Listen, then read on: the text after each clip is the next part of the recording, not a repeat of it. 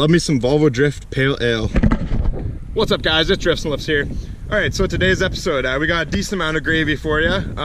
Couple things. So, as you guys know, this channel, its name is Drifts and Lifts, and the reason it's named Drifts and Lifts is because about like 7 years ago, I made an Instagram page, and I was like, what am I gonna call it? I like drifting cars and lifting weights, so I called it Drifts and Lifts.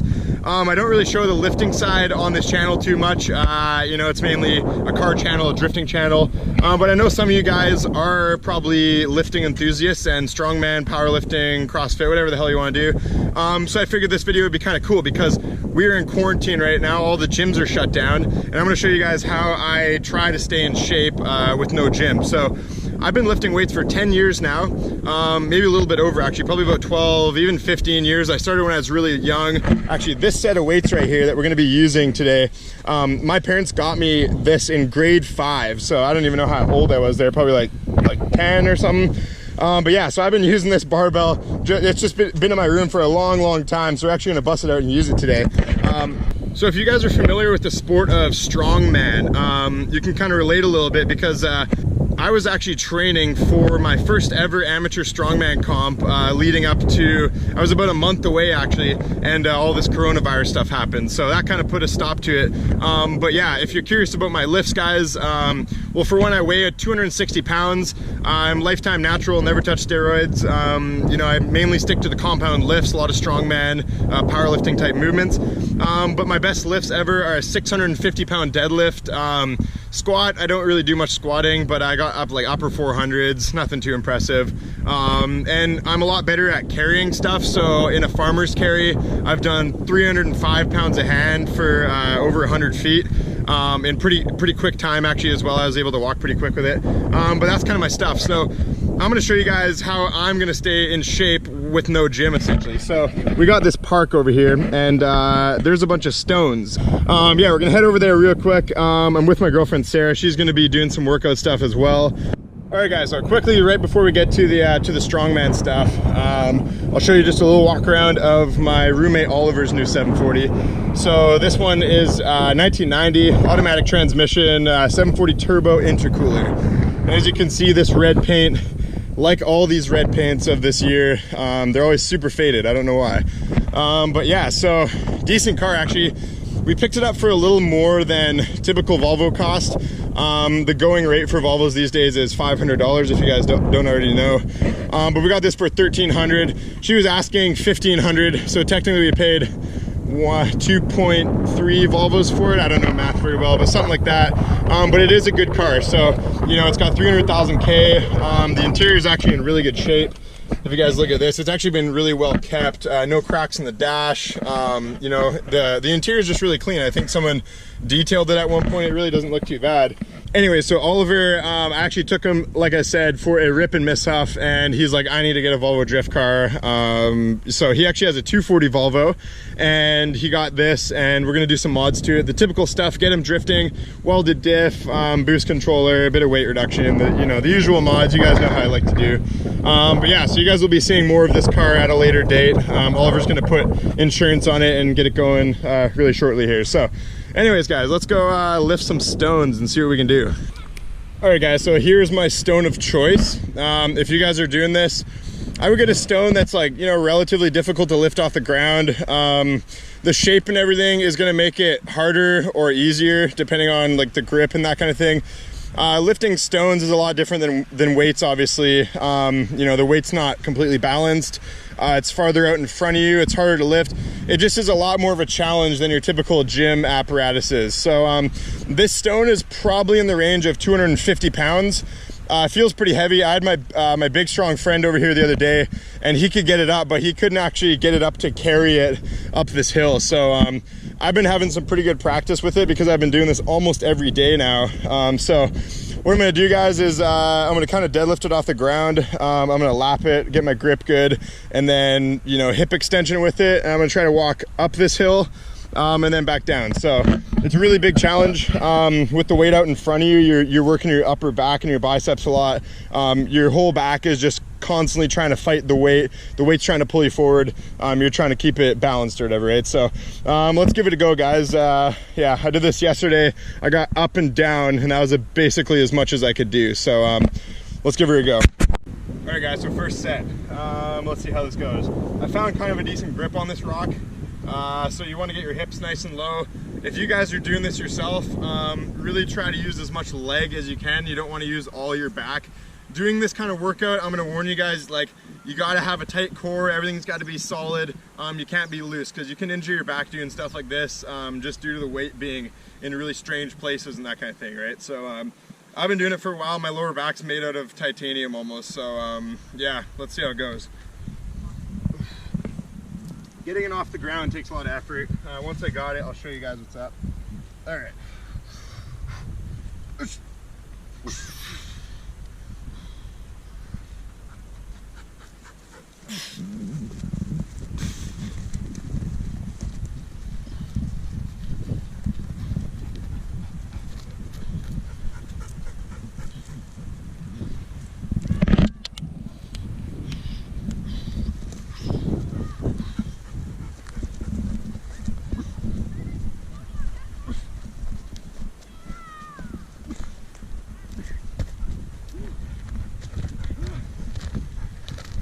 Alright, I think I'm actually getting better at this because yesterday that was harder. Alright guys, so the tarp's coming off. I'm going to try to set a personal stone PR. So when I first started doing this, I was doing it on flat ground, which was a challenge. Then I got a little bit better at it, so now we're going up a hill. My best right now is up the hill and down the hill. I'm going to see if I can go up, down, and then back up. It's really going to destroy me, so.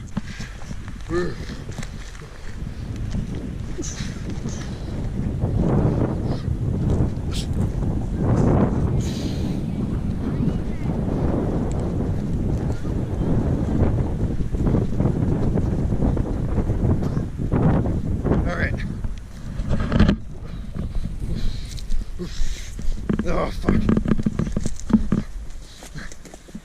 Oh, shit. Oh, okay.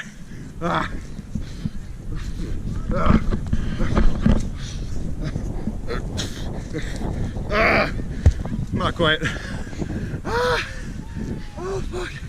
That's hard. So not only does this like blast your cardio, but I feel like my arms really good.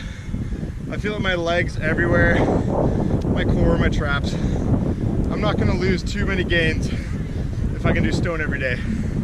Oh. All right guys, so this is set number 3. So yesterday I did about 5 or 6 sets of this, and my calves and everything was just destroyed. So we'll see how she goes today. I don't know, I'm feeling pretty burnt already. Ooh. Okay, let's go up, down, maybe halfway up again.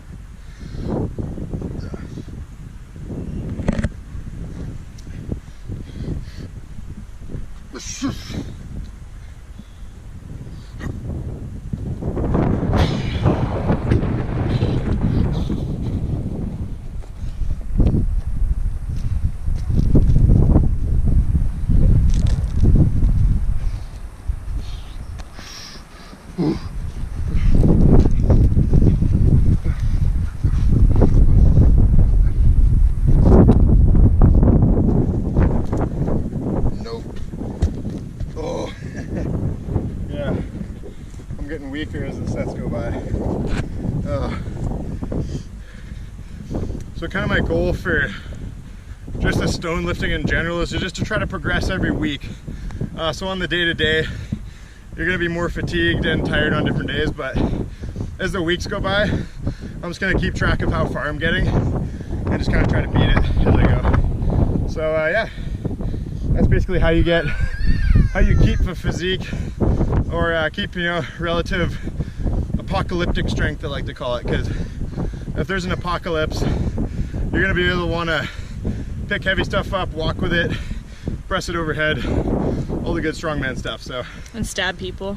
Yeah, with your tongue. 12, 13. Check on my girlfriend, guys. She drives Volvos and lifts weights just like me.